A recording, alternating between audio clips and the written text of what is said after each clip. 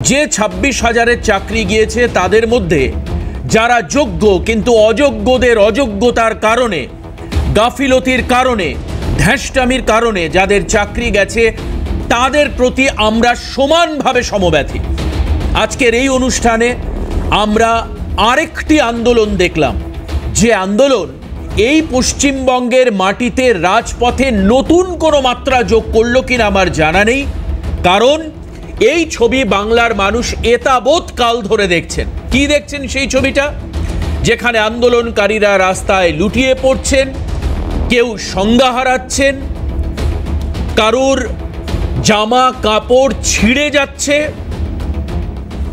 কারুর চোখ থেকে জল বেরোচ্ছে, কেউ চিৎকার তুলে স্লোগান করছে, চিৎকার করে স্লোগান বলছে তারা, কেউ কাঁদছে, কেউ হাহুতাশ করছে। আর এই সমস্ত ঘটনা কেন ঘটছে এটাও বলে দেওয়ার জন্য একটা 1 ঘন্টার প্যানেলের প্রয়োজন নেই। তবে কি সত্যি আর কি মিথ্যা, রাজনৈতিক দৃষ্টিকোণ এবং বাস্তব প্রেক্ষিতে কি ঘটছে সেটা নিয়ে আমরা আলোচনা করব। যে ছবিটা আপনাদেরকে দেখাচ্ছিলাম, এই ছবিটা 2022-এ টেট উত্তীর্ণ পরীক্ষার্থীদের বিক্ষোভ।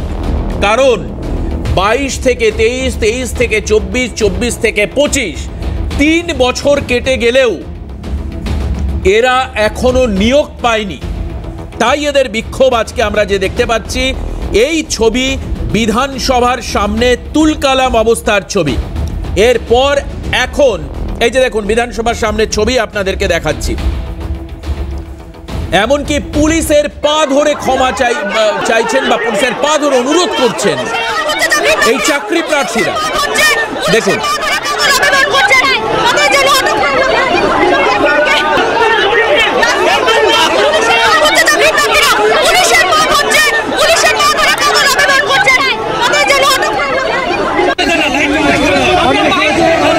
এখন এই মুহূর্তে আমরা চলে যাব, যে ছবি দেখাবো, রাজ্যের শিক্ষামন্ত্রী ব্রাত্য বসুর বাড়ির সামনেও বিক্ষোভ।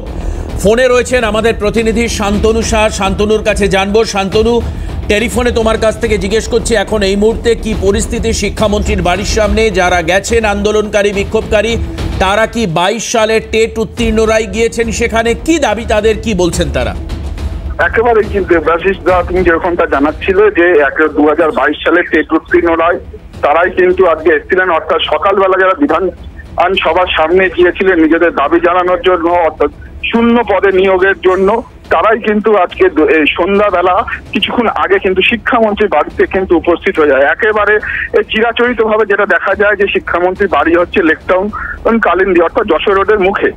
সেখান থেকেই কিন্তু সবাই প্রবেশ করার চেষ্টা করেন, কিন্তু এই 2022 সালে যারা টেট উত্তীর্ণরা রয়েছেন, যারা সকালবেলা বিক্ষোভ আন্দোলন দেখেছেন, তারা শিক্ষামন্ত্রীর বাড়ির পেছনের দরজা অর্থাৎ পেছনের ফটক দিয়ে তারা কিন্তু প্রায় শিক্ষামন্ত্রীর ঘরের কাছে পর্যন্ত পৌঁছে যান। সেখানে কিন্তু উপস্থিত লেকটাউন থানার পুলিশ তাকে প্রথমে তাদেরকে আটকায় এবং পরবর্তী সময় বিধাননগর কমিশনারেটের বিশাল পুলিশ বাহিনী এবং লেকটাউন থানার বিশাল পুলিশ বাহিনী গিয়ে তাদেরকে কিন্তু কার্যত ধাক্কা দিয়ে সেই যে শিক্ষামন্ত্রী যেখানে থাকেন সেখান থেকে তাদের দূরে সরিয়ে নিয়ে যায়, একেবারে যশোর রোডের কাছে গিয়ে তাদের কিন্তু নিয়ে যাওয়া যায়। এবং যে ছবি কিন্তু আমরা দেখলাম, একজন পুলিশ কর্মী কিন্তু একজন পরীক্ষার্থীকে কার্যত ধাক্কা মেরে ফেলে দিয়েছেন, সেই ছবিও কিন্তু উঠে এসেছে সংবাদ মাধ্যমের ক্যামেরা। এবং তাদের যেটা দাবি, যে 2022-এ যে দ্রুত তাদের যে নিয়োগের প্রক্রিয়া রয়েছে সেটা সম্পূর্ণ করতে হবে, অর্থাৎ কত শূন্য পদ রয়েছে সেইটা সরকারের তরফ থেকে 2 দিনের মধ্যে, অর্থাৎ আজকে শিক্ষামন্ত্রী যে প্রেস কনফারেন্স করেছেন সেখানে তিনি যেরকম তারা বলেছেন যে 2 দিনের মধ্যে তিনি জানাবেন যে কত শূন্য পদ রয়েছে, যেটা চাকরি প্রার্থীরা বা টেট উত্তীর্ণরা যেটা দাবি করছে যে 50,000 শূন্য পদ রয়েছে, কিন্তু সেটার সঙ্গে সরকারের অমিল রয়েছে বা অমিল রয়েছে। তারা যেটা শিক্ষামন্ত্রী জানিয়েছেন যে কার্যত সংখ্যাটা 50,000 না আরো কম, এটা তাদের জানানোর কথা। এবং 50,000 যে নিয়োগের দাবিতে, শূন্য পদ ঘোষণার দাবিতে এবং পুরো নিয়োগ প্রক্রিয়া পুজোর আগে কিন্তু সম্পূর্ণ করার দাবিতে কিন্তু, অর্থাৎ নিয়োগ প্রক্রিয়া ইন্টারভিউ কলের জন্য তাদের শান্তনু, এই আন্দোলন বা বিক্ষোভ যেটা শিক্ষামন্ত্রীর বাড়ির সামনে চলছে সেটা কি আরো দীর্ঘক্ষণ চলতে পারে? কি জানাচ্ছেন বিক্ষোভকারীরা? ছোট্ট করে জানবো তোমার থেকে। দেখো একেবারে দেবাশিসটা কিছুক্ষণ আগে অর্থাৎ তোমার সঙ্গে কথা বলার মুহূর্তে কিন্তু ওর আন্দোলনকারীদের পুলিশ কর্মীরা যারা ছিলেন বিধাননগর পুলিশে তারা কিন্তু সেখান থেকে সরিয়ে দেয়, বুঝিয়ে তাদের কিন্তু সেখান থেকে পাঠিয়ে দেয় এবং এই মুহূর্তে আন্দোলনকারীরা শিক্ষামন্ত্রী বাড়ির সামনে থেকে কিন্তু চলে গিয়েছেন এবং গোটা পরিস্থিতি কিন্তু নিয়ন্ত্রণে এনেছে লেকটাউন থানা। একেবারে অনেক ধন্যবাদ শান্তনু, তুমি ঘটনাস্থলে থাকো, অবশ্যই বিষয়ের দিকে নজর রাখো, ঘটনার দিকে নজর রাখো। আমি চলে আসবো আজকের আলোচনায়, যাদের সঙ্গে আজকে আলোচনা করব। রাজনৈতিক ব্যক্তিদের আমি পরিচয় করাবো, কিন্তু আমার সঙ্গে 2022-এর যিনি টেট পরীক্ষার্থী রয়েছেন তার পরিচয় আমি করাবো না। সে তার নিজের নাম এবং পরিচয় টেলিভিশনের সামনে রাখবে, কারণ এই পরিচয় তাদের লড়াইয়ের পরিচয়, আমি তাই মনে করি। আমি পরিচয় করে দেবো, আমার সঙ্গে বিজেপি মুখপাত্র তরুণ জ্যোতি তিওয়ারি রয়েছেন অনুষ্ঠানে। তরুণকে স্বাগত জানাবো। সঙ্গে বাম মুখপাত্র সিপিএম নেতা গৌরব মজুমদার আমার সঙ্গে রয়েছেন। তৃণমূল কংগ্রেসের মুখপাত্র সুদীপ রাহা আমাদের সঙ্গে অনলাইনে যুক্ত হয়েছেন, সুদীপকেও স্বাগত।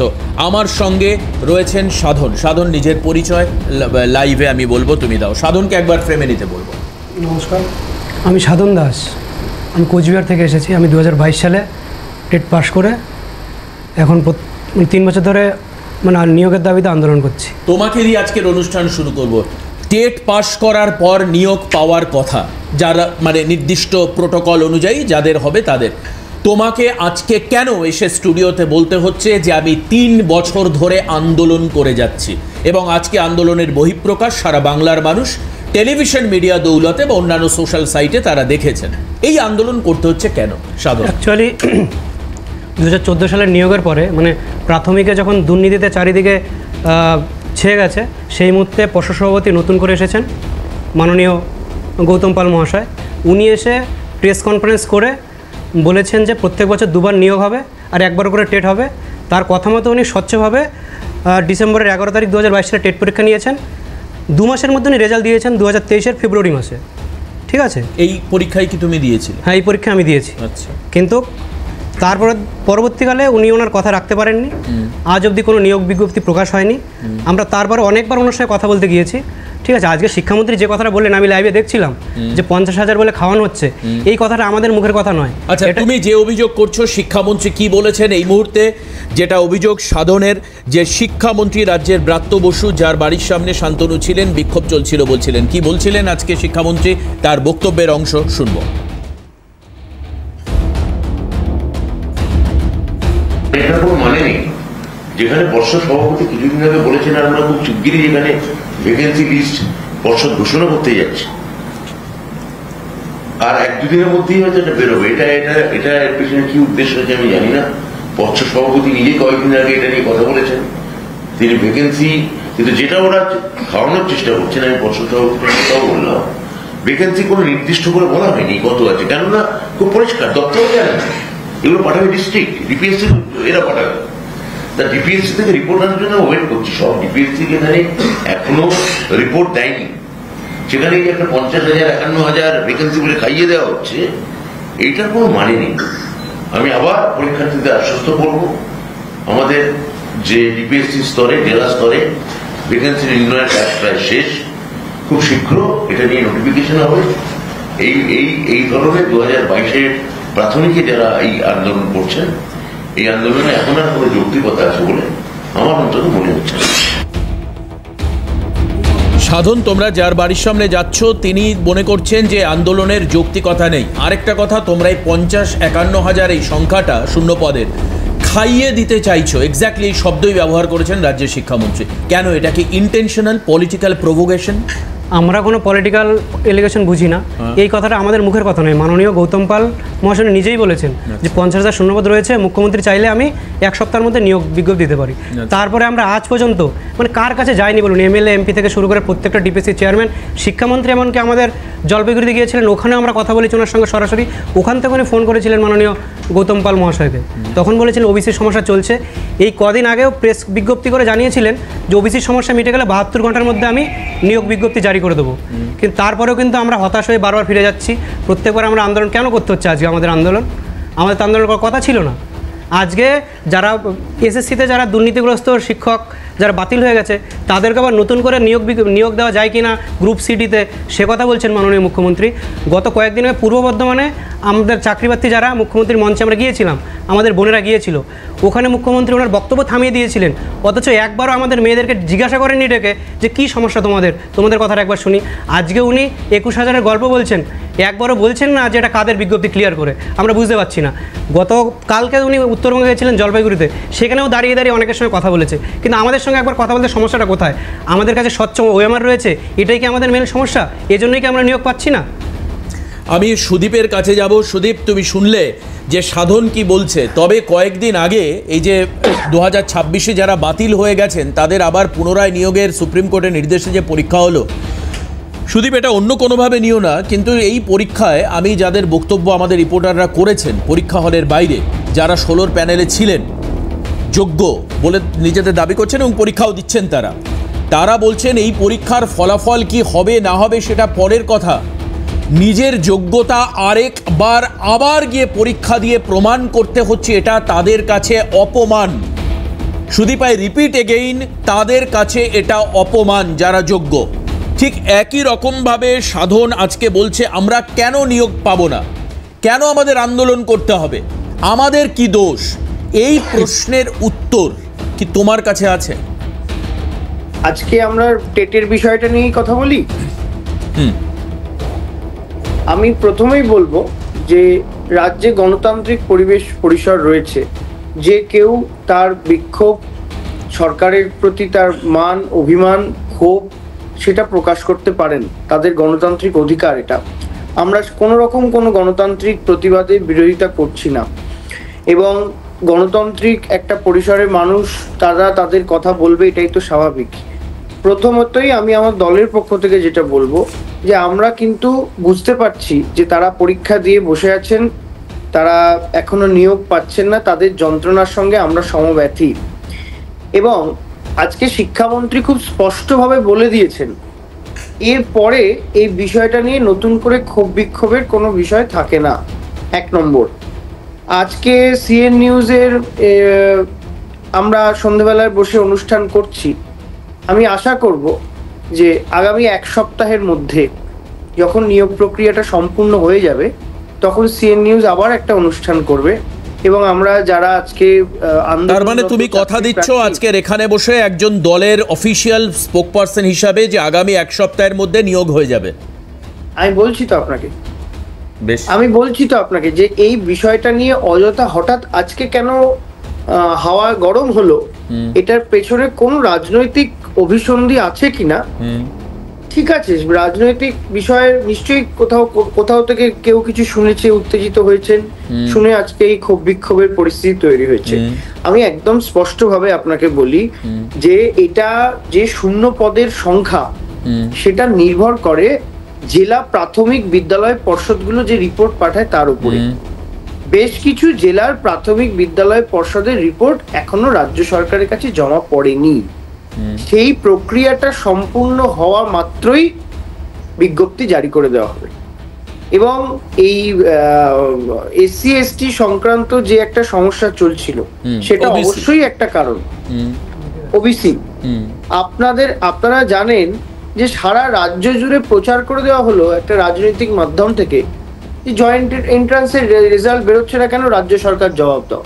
আরে রাজ্য সরকার অপেক্ষা করছিল, পুরো জিনিসটা তৈরি ছিল আমাদের কাছে। না ঠিক আছে সুদীপ, আজকে তো তুমি বলেছো হ্যাঁ জয়েন্টের রেজাল্ট বেরিয়ে গেছে, বিজেপির এই মানে এই বক্তব্যের পরপরই জয়েন্টের রেজাল্ট বেরোয়। আজকে যেহেতু তুমি আজকে গাইডলাইন সেট করেছো যে আজকে টেট নিয়েই কথা বলবো, কাজে আজকে জয়েন্ট বা এসএসসি তে আমরা যাব না, টেট নিয়েই থাকবো। সুদীপ আমরা আসবো, হ্যাঁ অবশ্যই আজকে টেট নিয়েই থাকি ভাই, প্লিজ টেট নিয়ে থাকি, একটা বিরতি নেই। তবে তুমি আশ্বস্ত করছো যে এখনো জেলা থেকে প্রসঙ্গের ক্ষেত্রে টানলেন, আমি সেই প্রসঙ্গটা কোন পরিস্থিতি থেকে এই সমস্যাটা উদ্ভূত হলো, না এটা তো হচ্ছে জানানোর ক্ষেত্রে এটা সুদীপ, এটা অস্বীকার করার কোনো জায়গা নেই যে ওবিসি সংক্রান্ত সমস্যার জন্য সমস্ত এই নিয়োগ প্রক্রিয়া বা ভর্তি প্রক্রিয়ায় সমস্তটাই ডিলে হচ্ছে, এটা তো ঠিক। এবং ওবিসি বিষয়টা কোর্টের আন্ডার অবজারভেশনে রয়েছে, তার একটা সঠিক সুলুক সন্ধান পেলে এই পরবর্তী প্রক্রিয়াগুলো পরপর চলবে।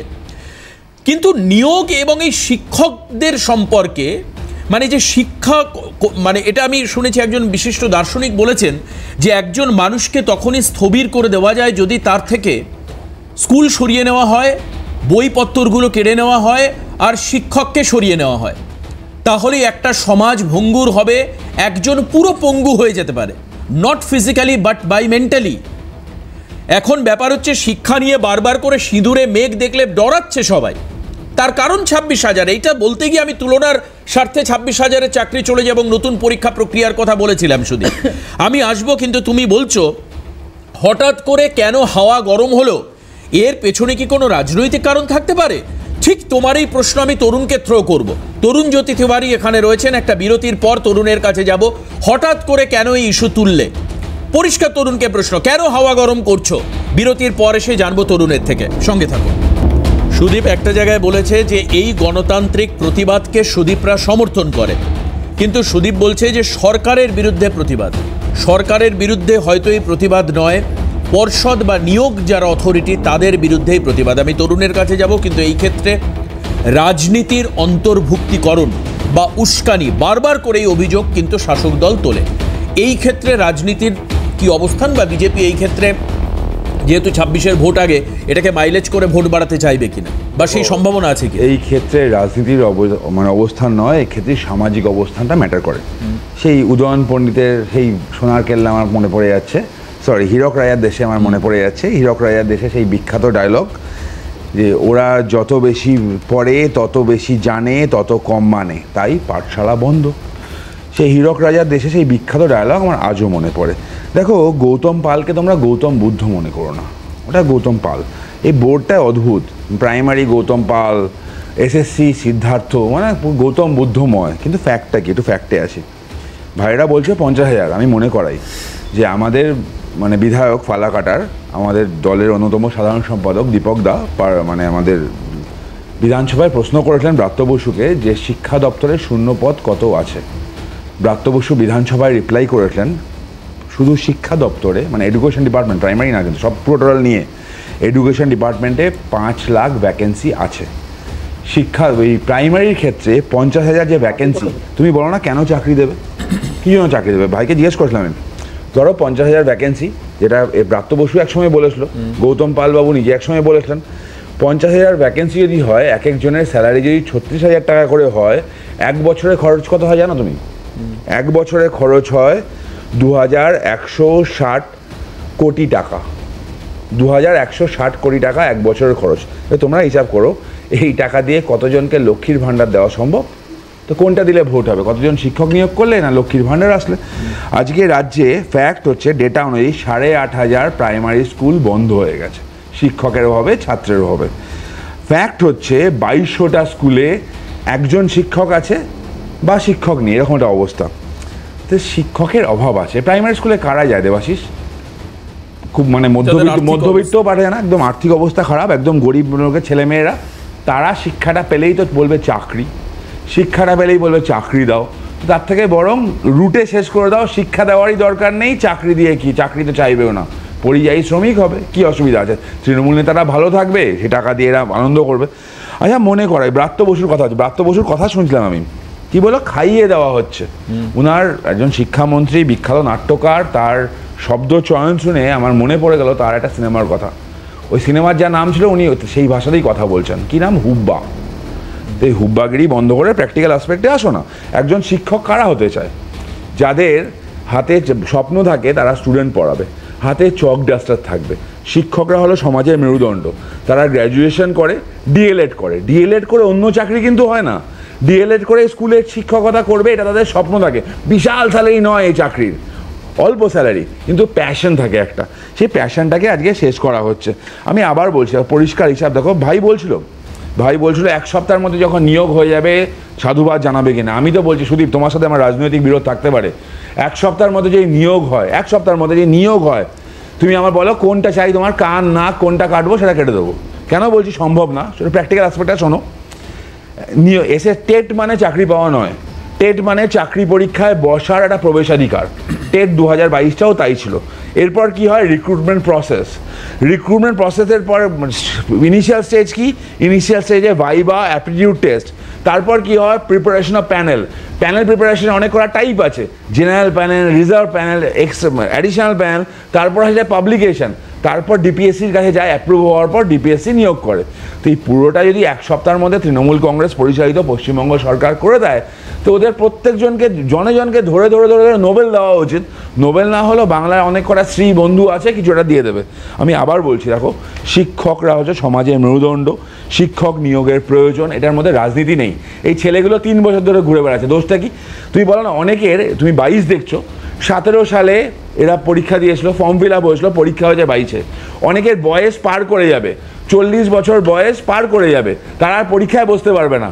একটা ছেলে যে সব নিজে, ধরো ডিএলএড এমনি হয় না, ডিএলএড করতে খরচা লাগে, ভালো খরচা না, আর বেশিরভাগ ডিএলএড কলেজগুলো কোনো না কোনো তৃণমূল নেতার পশ্চিমবঙ্গে, ডিএলএড করতে প্রচুর খরচা দিয়ে ডিএলএড করলো, তারপর চাকরিটা তারা পাবে না, কারণ তাদের বয়সটা পার করে যাবে। আর সুদীপরা যদি বলে 1 সপ্তাহের মধ্যে নিয়োগ করে দেবে, তাহলে বলতে হবে ঠিক এসএসসির মতো, প্রাইমারি 2016 প্রসেস, রিক্রুটমেন্ট প্রসেসের মতো আগে থেকেই হয়তো ঠিক করা আছে কারা নিয়োগ হবে আর কারা নিয়োগ হবে না। আবার বলছি, রাজনীতির বিষয় না, সমাজের বিষয়, কিন্তু শিক্ষার বিষয়। কিন্তু সুদীপ বলছে যে জেলা থেকে তালিকা এসে পৌঁছলে সেটা সম্ভব। আমি তো সুদীপকে বললাম, হ্যাঁ, মানে জেলা থেকে কেন তালিকা, নিশ্চয়ই ওরা সুদীপ পলিটিশিয়ান হতে পারে, সুদীপ একটা মানে ওদের যুবর একটা সদস্য হতে পারে, কিন্তু এই পার্টিকুলার রিক্রুটমেন্ট প্রসেস নিয়ে আমরা প্রত্যেকদিন নাড়াচাড়া করি, আমরা জানি কিভাবে কি হয় এবং কিভাবে তালিকা আসে তাও জানি। তো সুদীপকে বলবো, ফাঁকা টাইম পেলে 2016 রিক্রুটমেন্ট রুলস যেটা আছে ওটা পড়ে নিক, তাহলে এসে পরের বার অন্তত চ্যানেলের সামনে গলাবাজি করে বলবে না 1 সপ্তাহের মধ্যে নিয়োগ করে দেবো। বেশ, আমি গৌরবের কাছে যাব। গৌরব, কিন্তু রাজ্য সরকারের অধীনে থাকা এই সংস্থাগুলো তো নয়, এরা সবই অটোনোমাস বডি, যারা নিয়োগ করছে, এসএসসি বলো বা পর্ষদ বলো। প্রশ্নটা এটা আসছে যে বিভিন্ন জায়গায় সরকার পক্ষের বিভিন্ন ব্যক্তিরা মঞ্চে দাঁড়িয়ে, আই রিপিট এগেইন, এই অটোনোমাস বডিগুলো কেন নিয়োগ করতে পারছে না সেই সম্পর্কে ব্যাখ্যা দিতে গিয়ে সরকারের বিভিন্ন স্টেচারের বিভিন্ন নেতা মঞ্চে দাঁড়িয়ে আদালত প্রক্রিয়া বা আইনি প্রক্রিয়াকে দোষ দিচ্ছেন। নাম করে করে কিছু মানুষকে উল্লেখ করে বলছেন যে এদের কাজ হচ্ছে চাকরি খাওয়া। এখন আমার হচ্ছে এই প্রসঙ্গে খুব স্বাভাবিকভাবে ভোটের আগে একটা পারসেপশন তৈরি হতে পারে যে চাকরি তো সবারই হয়েছিল, তাহলে কোর্টে গিয়ে এই আইনি প্রক্রিয়া জটিলতা তৈরি করে 26,752 জনের চাকরি নেওয়ারই বা কি প্রয়োজন ছিল। আবার কানা ঘোষা শোনা যাচ্ছে যে প্রাইমারিতেও নাকি এরকম একটা কোপ পড়তে পারে, এর কারণটা কি? না, আপনি দেবাশিস দা, আপনি তো অনেক দিন ধরে সাংবাদিকতা করছেন, আমরাও ছাত্র আন্দোলন করেছি, যুব আন্দোলন করেছি, আজকে এখানে এসেছি। আপনি আপনার সাংবাদিকতার জীবনে এই দেশের কোনো সরকারকে দেখেছেন যে সরকার নিজে সরকারি বিজ্ঞপ্তি দিয়ে নিজে প্রকাশ করছে যে আমি সরকারটা হচ্ছে আমি দুর্নীতিগ্রস্ত? 1804 রাত্রিবেলা 12টার পরে 1806 দুর্নীতিগ্রস্ত সরকার, সেই সরকার নিজে বিজ্ঞপ্তি দিয়ে প্রকাশ করছে। তাহলে আপনি সেই বিজ্ঞপ্তি সরকার তো না, এসএসসি দিচ্ছে, যাই হোক, তাহলে সরকারের একটা তো অটোনোমাস বডি, তো সুতরাং তো সে তো বলছে যে আমি দাগি, আমি দুর্নীতি করেছি। এটা আপনি কি দেখেছেন আপনার সাংবাদিকতার জীবনে? আপনি দেখেন? এর আগে আমি দেখেছি যখন এসএসসি 6000 জনের একটা তালিকা হাইকোর্ট এবং হাইকোর্ট থেকে সুপ্রিম কোর্টে পাঠিয়েছে। সেটা কোন এই আমলে দেখেছেন? অন্য কোনো আমলে দেখেননি তো? মানে এই 16 প্যানেল নিয়ে আমি ব্যাস, তার মানে কি সরকার প্রমাণিত করছে যে আমি দুর্নীতিগ্রস্ত। তাহলে এখানে দাঁড়িয়ে আপনি এই সরকারের থেকে কি আশা করেন? আজকে দাঁড়িয়ে সুদীপ এখানে গণতান্ত্রিক কি আন্দোলনের কথা বলছেন, যে রাজ্যে নাকি গণতান্ত্রিক আন্দোলন একেবারে করা যায়। আপনি ভাবুন তো, আজকে এই গণতান্ত্রিক আন্দোলনের কথা বলছে, আজকে প্রত্যেক দিন আপনি কলকাতার বিভিন্ন থানাতে রাজ্যের ডাক্তারদের, নামি নামি ডাক্তারদের ডেকে পাঠানো হচ্ছে, নোটিশ দেওয়া হচ্ছে, এফআইআর করা হচ্ছে। তারা কি করেছিল? তারা কি কাউকে মারতে গেছিল? তারা কি কাউকে ধরতে গেছিল? তারা তাদের দাবি নিয়ে আন্দোলন করতে গেছিল। সেই আন্দোলন করতে গিয়ে আজকে পুলিশে হেনস্থার মুখে পড়তে হচ্ছে। আপনি ভাবুন, এই যে গণতান্ত্রিক আন্দোলনের কথা আজকে সুদীপ এখানে অনেক লম্বা চওড়া কথা বলছেন, আজকে দাঁড়িয়ে আপনি দেখেছেন তো যে এসএসসি অফিসের মধ্যে পুলিশ শিক্ষকদের লাথি মারছে। শিক্ষকরা কি করতে গেছে? তাদের চাকরি, তাদের পরিবার, তাদের রুটি রুজি, তাদের পেটের ভাত, তার দাবি, তার অধিকারের জন্য এসএসসি ভবনে গেছিল, পুলিশের লাথি খেয়েছে, কোনো সময় লাথি খেয়েছে, কোনো সময় লাঠি খেয়েছে, কোনো সময় পুলিশ কামড়ে দিয়েছে, আমরা এ রাজ্যে দেখেছি। সুতরাং এ রাজ্যের সরকার যে এই শিক্ষক শিক্ষিকা যাদের চাকরি গেছে তাদের ওপর তাদের বিন্দুমাত্র তাদের কোনো চিন্তা নেই। তার কারণ হচ্ছে এ রাজ্যের সরকার, তার নেতা নেত্রী থেকে শুরু করে একদম টপ লেভেলের সবাই হচ্ছে যে এই দুর্নীতির মধ্যে আষ্টে পিষ্টে জড়িয়ে আছেন। আজকে দাঁড়িয়ে আপনি দেখুন, এই যে দাগিদের লিস্ট বেরিয়েছে, এই দাগিদের লিস্টের মধ্যে আপনারাই দেখিয়েছেন কোনো এমএলএর পুত্রবধূ, কোনো এমএলএর হচ্ছে যে ভাই, কোনো কাউন্সিলর থেকে শুরু করে পাড়ার তৃণমূলের নেতা থেকে শুরু করে রাজ্যের মন্ত্রীদের আত্মীয় স্বজন পরিজনরা হচ্ছে যে এই দাগিদের মধ্যে আছেন। এর মধ্যে বাম আর বিজেপিরও নাকি লোক আছে, যেটা বার করুন, কোনো অসুবিধা নেই। বামেদের থাকলে বার করবেন, বামেদের যদি কোনো নেতার এত বড় ক্ষমতা থেকে থাকে তাহলে বার করবেন, কোনো অসুবিধা নেই, কে বারণ করেছে? কিন্তু রাজ্যে এই যে দাগিদের লিস্ট এসএসসি প্রকাশ করছে যে দুর্নীতি হয়েছে, আর এখানে দাঁড়িয়ে সুদীপরা হচ্ছে যে বলবে যে 1 সপ্তাহের মধ্যে নিয়োগ হয়ে যাবে, কি করে, কোন জাদু বলে? আসলে আপনাদের মনে থাকবে ওই যে 2011 সালের পর 2012 কি 13 সালে দাঁড়িয়ে মমতা বন্দ্যোপাধ্যায় নেতাজি ইন্ডোরে বলেছিলেন যে এই 2 বছরের মধ্যে আমি 99% কাজ হচ্ছে যে করে ফেলেছি। তারপরে কি দেখা গেল? এ রাজ্যের বুকে তরুণ বলছিল, এ রাজ্যের বুকে 3500 স্কুল বন্ধ হচ্ছে, এ রাজ্যের বুকে মাধ্যমিক পরীক্ষার্থী 3.5 লক্ষ, এবছর উচ্চ মাধ্যমিক পরীক্ষার্থী প্রায় 2 থেকে 2.5 লক্ষ, তারা হচ্ছে যে ড্রপ আউট হয়ে যাচ্ছে। শুধু জয়েন্ট এন্ট্রান্সের রেজাল্টের কথা বলছিল, জয়েন্ট এন্ট্রান্সের রেজাল্ট বার করতে এত দেরি হলো কেন? সরকারের কোথায় বাধা ছিল? না কোর্টের বাধা ছিল, না কোনো প্রসেসিংয়ে বাধা ছিল। আসলে বার করতে পারেনি এই কারণের জন্য, তার কারণ হচ্ছে তারা ভেবেছিল যে আবার একটা দুর্নীতি হচ্ছে যে হতে চলেছে, তার কারণ এই জয়েন্ট এন্ট্রান্সের রেজাল্ট হচ্ছে যে বার করতে হচ্ছে যে সরকার পারেনি। আর জয়েন্ট এন্ট্রান্সের রেজাল্ট যখন বেরোলো তখন দেখা গেল যারা আমাদের রাজ্যের একদম স্টার ছাত্রছাত্রী তারা আমাদের রাজ্য থেকে অন্য জায়গায় চলে গেছে। আর কলেজগুলো নিয়োগ হচ্ছে না, সেখানে ছাত্রছাত্রী ফাঁকা হয়ে পড়ে রয়েছে না। এই অবস্থা কেন শিক্ষা ব্যবস্থায়? এর আগেও বহুবার এই প্রশ্ন সুদীপকে করা হয়েছে, সুদীপ তার মতো উত্তর দিয়েছেন। কিন্তু আজকে যেহেতু টেট প্রেক্ষিতে 2022-এর টেট উত্তীর্ণ পরীক্ষার্থীরা বলছে তাদেরও তথৈবচ অবস্থা, ঠিক যেরকমটা অন্যান্য ইয়ারগুলোতে হচ্ছে। একটা দ্বিধার সংশয়, আর তরুণ যেটা বললো আটকে দেওয়ার মতো, যে নিয়োগ দেব না এটা একটা ইন্টেনশন, উদ্দেশ্য প্রণোদিতভাবে নিয়োগ দেওয়া হচ্ছে না, কারণ প্রান্তিক প্রকল্পে টাকা দেব যাতে বেশি মানুষ আমার রাজনৈতিক বশ্যতা স্বীকার করে, চাকরি আমি দেব না। এই স্ট্যান্ড, এই সুদীপ এই জায়গাটা বলতে হবে, কারণ মানুষের কাছে, না হলে তরুণ যে বক্তব্য রাখলো সেই বার্তা মানুষের কাছে পৌঁছে যাবে। সত্যি কি তাই? আমি শুনবো সুদীপের থেকে একটা বিরতির পর ফিরে এসে, এবং ডেফিনেটলি সাধনও রয়েছে, সাধনের থেকেও শুনবো। এই বক্তব্য শোনার পর সাধন কি বলছে সেটা শুনে আমি তারপর সুদীপের কাছে যাব। সঙ্গে থাকুন। ফিরে আসলাম বিরতির পর। সাধন আমাদের সঙ্গে রয়েছে। সাধন দাস 2022-এ টেট উত্তীর্ণ চাকরি প্রার্থী।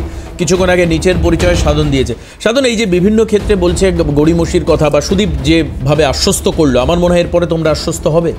সুদীপদার কথাটা শুনে ভালো লাগলো। যদি এটা 1 সপ্তাহ না হোক, 1 মাসের মধ্যেও যদি নিয়োগ হয়, 1 সপ্তাহ না হোক, আমরা চাই 2025-এর মধ্যে যদি আমাদের নিয়োগ প্রক্রিয়া কমপ্লিট করে, তাহলে আমাদের থেকে খুশি আর কেউ হবে না। সুদীপদা প্রথমেই বলছিলেন যে টেট নিয়ে আজকে কথা হোক। আমি একটা সামান্য তথ্য দিই। 2011 সালে প্রায় প্রাথমিক স্কুলের সংখ্যা ছিল 63,000। আচ্ছা, এখন সংখ্যাটা নেমে এসে 49,000-এর নিচে। আচ্ছা, তার মধ্যে তরুণবাবু একটু আগে বললেন যে 2200 স্কুলে হয় শিক্ষক শূন্য, নাহলে একজন করে শিক্ষক রয়েছে। এটা যদি আরও 1 বছর 2 বছর চলে, তাহলে এই 2000 স্কুলও কিন্তু বন্ধ হয়ে যাবে। তা আমাদের একটাই দাবি যে আমরা তো টেট আপাতত দেখাচ্ছে যে আমরা 22 সালে টেট পাস করেছি, কিন্তু এর আরও ইতিহাস জানলে আমরা 2017-এর পরে 2021 সালে 2017 যেটা ফর্ম ফিল আপ হয়েছিল, 2021-এ তারা পরীক্ষা দিয়েছে। তখন তড়িঘড়ি করে আমাদের ফর্ম ফিল আপ করে 2 মাসের মধ্যেই পরীক্ষা নিয়েছিল। তার মানে আমরা কিন্তু 5 বছর পরে ফর্ম ফিল আপের টেট দিতে পেরেছি। তখন 5 বছর, আর এখন 3 বছর, 8 বছর কিন্তু আমরা বঞ্চিত হয়ে পড়েছি। আচ্ছা সাধন, তোমার মনে হয় যে এই ধরনের আন্দোলন করে, মানে তোমরা যে স্ট্যাটিস্টিক্স দিচ্ছ, 11 সালে ছিল 63,000, মানে বাম জমানা শেষ হলো তখন, প্রাইমারি স্কুল ইন বেঙ্গল। এখন সেটা কমে গিয়ে দাঁড়ালো প্রায় 14,000 মতো কমলো। 14,000 কমছে তোমার দেওয়া তথ্যে এখানে। তাহলে যেখানে স্কুল কমছে, ছাত্র কমছে, শিক্ষক কমছে, এবং তরুণ একটা কথা বললো, একদম লোয়ার ক্লাসের যারা, মানে গরিব গুরব মানুষ, এই প্রাইমারি টিচিং মানে তো অবৈতনিক একটা শিক্ষা, এই অবৈতনিক শিক্ষা দেওয়ার সরকার আদতে চেষ্টা করবে, আর যদি চেষ্টা না করে তাহলে নিয়োগত হবে না। অ্যাকচুয়ালি ব্যাপারটা হচ্ছে যে মানে এই গরিব মানুষদের তো বাড়িতে হয়তো 2-3 জন মহিলা থাকলে তারা 500 টাকা করে স্বাস্থ্য সাথী পাচ্ছে, এই তো লক্ষ্মীর ভাণ্ডার পাচ্ছে, তাহলে আবার তাদের বাড়ির ছেলে মেয়েদের শিক্ষা দেওয়ার ব্যবস্থা কি আদতেও হবে? কি মনে হয়? অ্যাকচুয়ালি সুদীপবাবু বলছিলেন যে এরা আন্দোলনের পেছনে কোনো রাজনৈতিক উদ্দেশ্য আছে কিনা। আপনারা খোঁজ নিলে দেখতে পারবেন আমাদের আন্দোলনে এরকম কিছু নেই। আমরা প্রত্যেকটা মানে এমএলএ এমপি থেকে শাসক দলেরই, এমএলএ এমপি থেকে শুরু করে শিক্ষামন্ত্রী প্রত্যেকের কাছেই গেছি, ঠিক আছে? কেউ আপনারা প্রমাণ করতে পারবেন না যে আমরা কোনো রাজনৈতিক, না, তোমাদের যাওয়া নিয়ে কোনো সংশয় তুলছি না, কিন্তু নিয়োগ নিয়ে যে মানে যে সমস্যাগুলো আসছে, এরপরে মনে হয় যে একটা ব্যাপক ভ্যাকেন্সি হবে, 50,000 শিক্ষক একসঙ্গে ধরো, বাদ দাও, তুমি ধরে নাও 25,000 শিক্ষক একসঙ্গে নিয়োগ হয়ে গেল প্রাইমারিতে। অ্যাকচুয়ালি আপনারা নিশ্চয়ই সংবাদমাধ্যমে দেখেছেন, মুখ্যমন্ত্রী এর আগের সভাগুলোতে উনি কিন্তু প্রথমে বলেছেন 10 লক্ষ শূন্যপদ রয়েছে, একথা অনেকগুলো সভাতে বলেছে, আপনারা শুনেছেন। সেই সূত্র ধরে যখন আমরা গৌতম বাবুর সঙ্গে কথা বলতে গেছি, উনি 50,000-এর তথ্য দিয়েছেন। ঠিক আছে, আমরা তো আর কেউ আমাদের কথা বলছি না যে আমরা 50,000টা বানিয়ে গল্প বলছি, এরকম বিষয়টা নয়। আর এখন যেটা দাঁড়াচ্ছে, 2014 সালে যারা পাশ করেছিল সেখান থেকে প্রায় প্রচুর নিয়োগ করেছে, প্রথমে 42,000, তারপরে 16,500, এবং তারপরেও অনেক নিয়োগ করেছে। কিন্তু আমরা যে 50,000 বসে আছি পাশ করে, এই বিষয়ে আমরা মুখ্যমন্ত্রীর দৃষ্টি আকর্ষণ করছি, উনি দ্রুত একটা পদক্ষেপ নিন এই বিষয়টাতে। এটা তোমাদের অনুরোধ থাকছে। সুদীপ, একটা আমার বক্তব্যের কোনো একটা জায়গা একটু বুঝতে হয়তো অসুবিধা হয়েছে। আমি প্রথমে জায়গাটা একটু ক্লিয়ারিফাই করি। আমি বলেছি শূন্য পদের যে সংখ্যা, সেই শূন্য পদের মোট সংখ্যাটা নির্ভর করে ডিপিএসসি থেকে যে তালিকা সরকারের কাছে আসে তার উপরে। শূন্য পদের সংখ্যাটার যে সংক্রান্ত যে বিজ্ঞপ্তি, সেই বিজ্ঞপ্তিটা 3-4 দিন 5 দিন 6 দিনের মধ্যে জারি হয়ে যাবে। আচ্ছা আচ্ছা, আমি টেটের যিনি এখানে প্রার্থী রয়েছেন, আমি ওনাকে জিজ্ঞেস করব যে আপনি এই যে বলছেন 50,000, আপনি এই সংখ্যাটা পেলেন কোথা থেকে, আমাকে একটু বলুন, তারপরে আমি। উনি তো বারবার ওনার বক্তব্য বলছে গৌতম দেব বলেছেন, এই গৌতম পাল বলেছেন, গৌতম পাল বলেছেন। কোথায় বলেছেন? আপনাদের সিএন, আপনারা তো সাংবাদিকতা করছেন, আপনাদের কাছে এরকম কোনো না, আমি বলছি না, ওনারা যখন দেখা করতে গেছেন ওনাদেরকে বলেছেন 50,000 পদ ফাঁকা আছে, উনি এটা বলছেন। কোনো রিটেন কোনো ডকুমেন্টও নেই, কিচ্ছু নেই। ও তার মানে সুদীপ এটাকে মুখের কথা বলে উড়িয়ে দেবো, তাই তো? একটা কথা বলি, গৌতম বাবু যে কথা বলেছেন যে প্রত্যেক বছর 2বার নিয়োগ হবে, একবার টেট হবে, এই কথাটা কি মিথ্যা বলেছে? আপনার সংবাদমাধ্যমে এটা তো দেখাতে পারেন। আমার কাছে আমি আপনাদের বলছি, আপনি আমার প্রথম ইস্যুটাই থাকুন। শূন্য পদের সংখ্যা 50,000, এই 50,000 সংখ্যাটা তো একটা আনুমানিক সংখ্যা। এই আনুমানিক সংখ্যার ভিত্তিতে তো শূন্য পদের বিজ্ঞপ্তি জারি হতে পারে না। এটার জন্য ডিপিএসসি থেকে রিপোর্ট আসতে হয়। সেই রিপোর্টটা আসতে যে কটা দিন টাইম লাগছে, সেই কারণে আমি কিন্তু নিয়োগ হয়ে যাবে, নিয়োগ প্রক্রিয়া না। কিন্তু সুদীপ, তার থেকেও গুরুত্বপূর্ণ হচ্ছে সাধন যেটা বলছে যে গৌতম পাল বলেছে বছরে 2বার করে নিয়োগ হবে। এই নিয়োগটা তাহলে 22-এর পর থেকে হলে 6বার নিয়োগ হওয়ার কথা ছিল। আমি আগে 50,000 ইস্যুটা শেষ করি। ও আচ্ছা আচ্ছা আচ্ছা, 50,000 ইস্যুটাকে শেষ করি। এই যে সকাল থেকে 50,000 এই সংখ্যা ওনারা পেলেন কোথা থেকে, এবং এই আনুমানিক সংখ্যার ভিত্তিতে তো সরকার বিজ্ঞপ্তি জারি করতে পারে না। আমি যে কথা প্রথমেই বলছি, 1 সপ্তাহের মধ্যে কি হবে?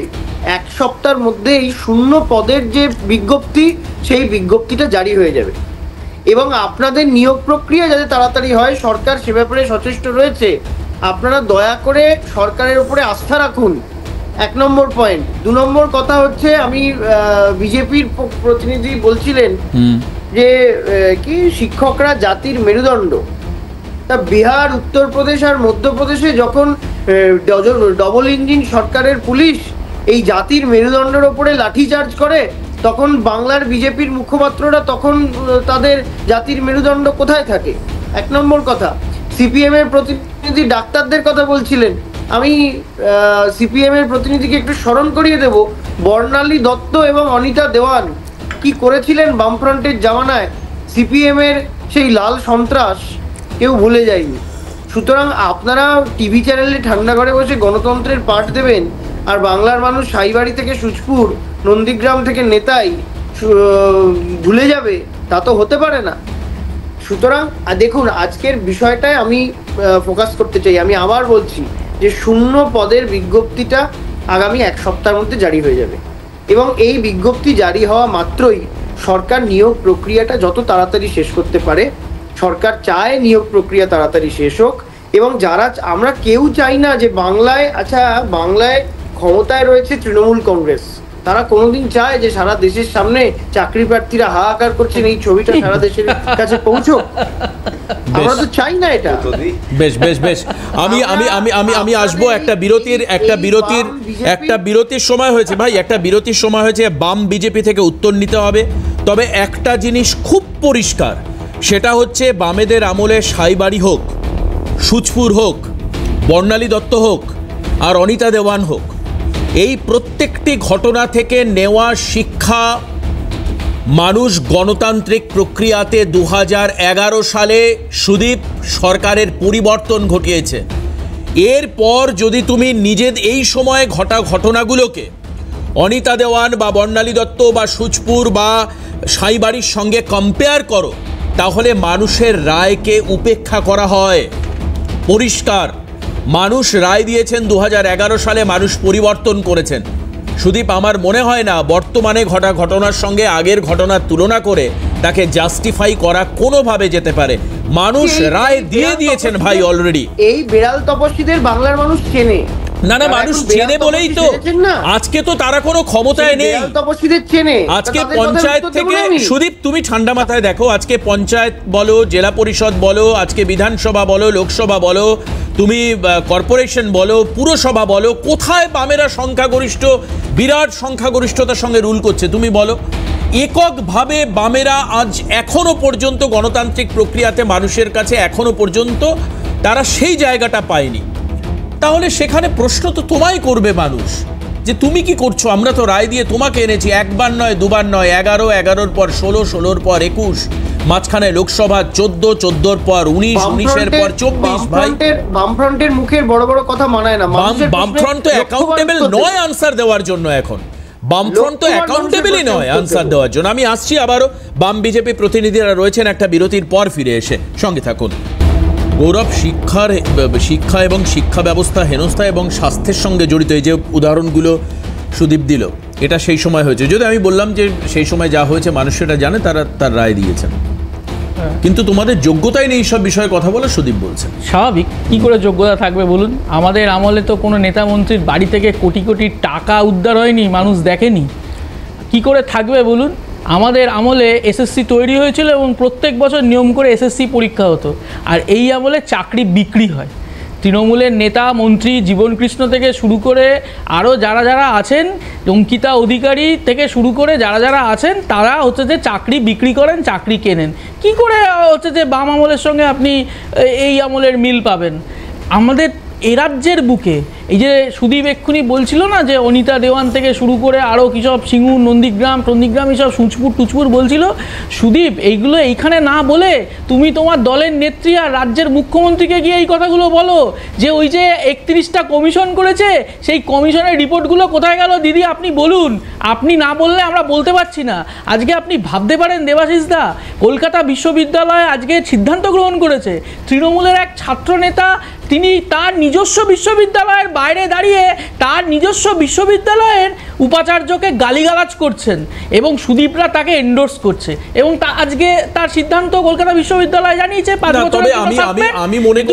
আমি মনে করি যে কোনো তৃণমূল ছাত্র নেতা যদি কোনো জায়গায় বিশৃঙ্খল পরিস্থিতি তৈরি করে, তার দায় কি দলের উপর বর্তায়? অবশ্যই। তৃণমূলের ছাত্র নেতা, তিনি তো দলের একজন, তিনি দলের মঞ্চ থেকে এইসব কথাবার্তা বলছেন, আর দলের যারা মাতব্বর আছেন তারা সেই দায়িত্ব নেবেন না, দায় ছেড়ে দেবেন। তাকে বলে দিচ্ছে না, ধরো তোমাদের সময় তো দল তাকে তখন পরিষ্কার বলতে যে আলিমউদ্দিন সেই কথা বলছে, দল অবশ্যই দল দায়িত্ব নেওয়া উচিত।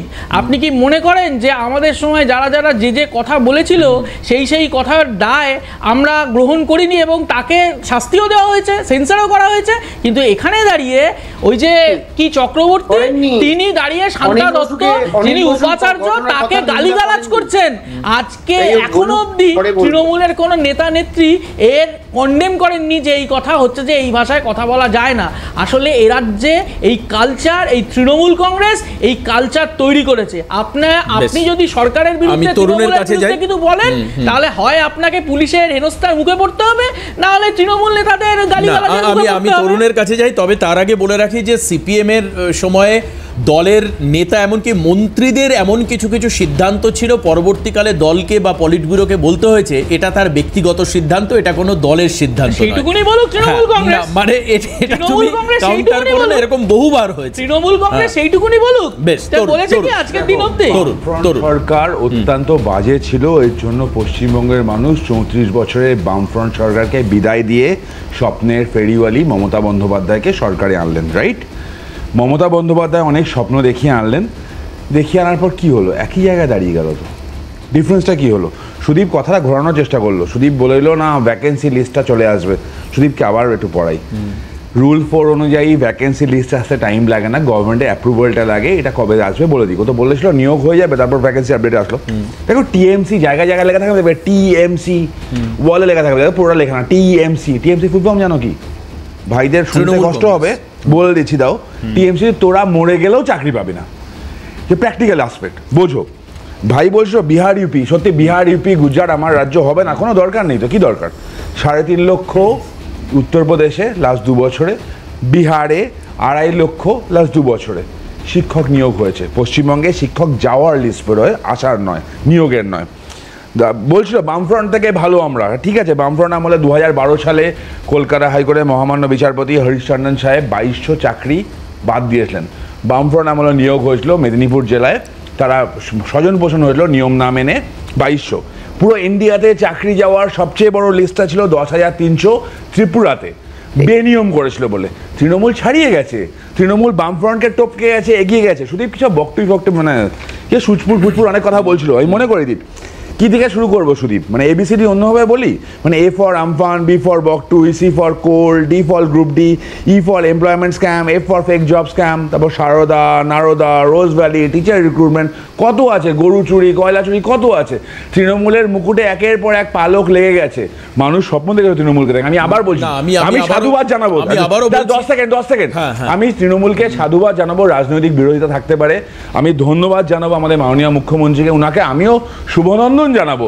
যদি রিক্রুটমেন্ট প্রসেস অন্তত 22-এর এই ছেলেগুলোর রিক্রুটমেন্ট প্রসেস স্বচ্ছভাবে দুর্নীতি না করে একদম নিয়ম মেনে রিক্রুটমেন্ট প্রসেস মেনে করতে পারে, আমি বলছি আমি সাধুবাদ জানাবো। বেশ, আমরা অবশ্যই চাইবো সেটা সরকার এবং যে সমস্ত নিয়োগকারী সংস্থা তারা উদ্যোগ নিক। আজকে আর হাতে সময় নেই, আমি একেবারে শেষ অংশে আর বলাতে পারলাম না সাধনকে, কিন্তু আমরা চাই যে এদের আন্দোলন সফল হোক এবং অবশ্যই সিপিএম বিজেপির ভাষণের উত্তর আমি দেবো না। আচ্ছা বলো তাহলে, বলো বিজেপি। আচ্ছা বেশ, বলো বলো। চ্যানেলে আপনি একদম দারুণ কথা বলছিলেন যে সিপিএম আছে কোথায়। সত্যিই তাই, আপনাদের মতো সংবাদ মাধ্যম আর চায়ের দোকানেও লোকে সিপিএম কে বসতে দেয় না, বিধানসভাতেও বসতে দেয় না। তো এই সংবাদ মাধ্যমে আছে, এখানে ভাষণবাজি করছে। তো সেই ভাষণবাজদের আমি এক লাইন অন্তত উত্তর দিই, ওরা তো 4.5 মিনিট বললো। হ্যাঁ বলো, তুমি একটা লাইন বলতে গিয়ে আরো 4টে লাইন বললে, বলো। হ্যাঁ, তো আমি বলছি যে এই যে এবিসিডি পড়ছিল না, ওদের একটু এবিসিডি পড়িয়ে, এই এবিসিডি এখানে না পড়ে সঠিক এবিসিডিটা ওরা যদি দিলীপ ঘোষকে পড়াতো, তাহলে আর সহজ পাঠটা রবীন্দ্রনাথেরই থাকতো না। না আমি একে পড়াবো। আচ্ছা বেশ, এই নিয়ে আর বিতর্কের অবকাশ নেই, আমরা চাই নিয়োগ হোক। আচ্ছা একটা লাইন জাস্ট দিয়ে বলবে সাধন, একটা লাইন বলে আমি শেষ করব, অনেকক্ষণ ধরে বলছি। বক্তব্য বলছি, আমাদেরকে কোনো রাজনৈতিক দলের সঙ্গে গোলাবেন না, একদম। আমরা চাই আমাদের নিয়োগ করে দ্রুত শেষ হোক, ঠিক আছে? আমাদের সাথে কোনো রাজনৈতিক যোগ নেই। একটা কথা বলি, আমরা নিজেদেরকে ওরা রাজনৈতিক দলের সঙ্গে গোলাতে চাইছে না, এটাই বাস্তব। আমরা আন্দোলন করতে একদম তাই। চলো আজকে এখানে শেষ করব, আজকের হাতে একদম সময় নেই হাল্লা বলে। অবশ্যই পরের অনুষ্ঠানের জন্য নজর রাখবো ক্যালকাটা নিউজে। নমস্কার।